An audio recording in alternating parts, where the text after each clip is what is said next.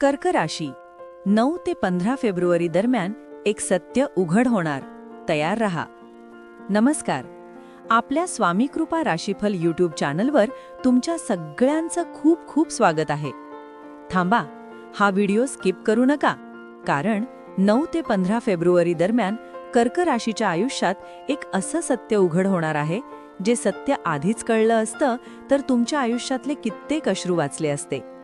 काही गोष्टी देव मुद्दाम उशिरा दाखवतो, कारण सत्य वेळेआधी कळलं तर आपण ते सहनच करू शकत नाही. जर तुम्ही कर्क राशीचे असाल किंवा कर्क राशीच्या व्यक्तीवर प्रेम करत असाल तर शेवटपर्यंत ऐका, कारण हा संदेश तुमच्यासाठीच आहे. कर्क राशी आतून तुटलेली पण बाहेरून शांत. कर्क राशीची माणसं दिसायला शांत पण आतून मात्र खूप लढणारी असतात. तुम्ही सगळ्यांचा विचार करता पण तुमचा विचार कोणी करत नाही, हीच तुमची सगळ्यात मोठी वेदना आहे. तुम्ही नात्यांना जीव लावता पण शेवटी आपणच जास्त अपेक्षा केल्या असं म्हणून गप्प बसता. 9 ते 15 फेब्रुवारी दरम्यान ही सगळी साठलेली भावना एका घटनेमुळे बाहेर पडणार आहे. उघड होणारं सत्य नेमकं काय आहे? हे सत्य नोकरीबद्दलही असू शकतं, नात्याबद्दलही, किंवा तुमच्याच मनाबद्दलही.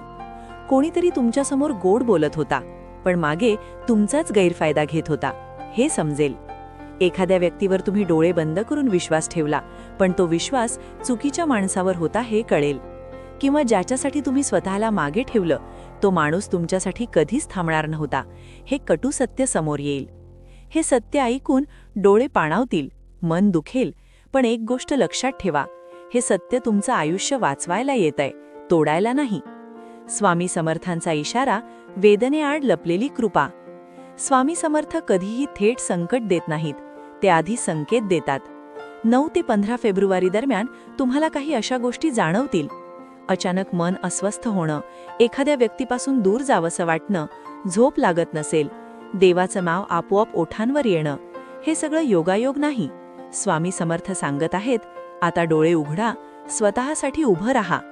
नातेसंबंध सत्य कटू आहे पण गरजेचं आहे. या आठवड्यात कर्क राशीच्या लोकांना नात्याबाबत मोठा धक्का बसू शकतो. काही जणांना एकतर्फी प्रेमाची जाणीव होईल, लग्नाबाबत भ्रम दूर होईल, किंवा एखाद्या जुन्या नात्याचा खरा चेहरा दिसेल. तुम्ही विचार कराल, मी इतकं प्रेम दिलं तरी कमी पडलं का? नाही, तुमचं प्रेम कमी नव्हतं, समोरची व्यक्ती योग्य नव्हती. कामधंदा आणि पैसा सावध रहा. या आठवड्यात कामाच्या ठिकाणी कोणावरही डोळे बंद करून विश्वास ठेवू नका. तुमचं श्रेय कोणीतरी घेण्याचा प्रयत्न करेल. एखादा शब्द चुकीचा वापरला गेला तर मोठा गैरसमज होऊ शकतो. स्वामी समर्थांची कृपा आहे म्हणून मोठं नुकसान टळेल, पण संयम फार गरजेचा आहे.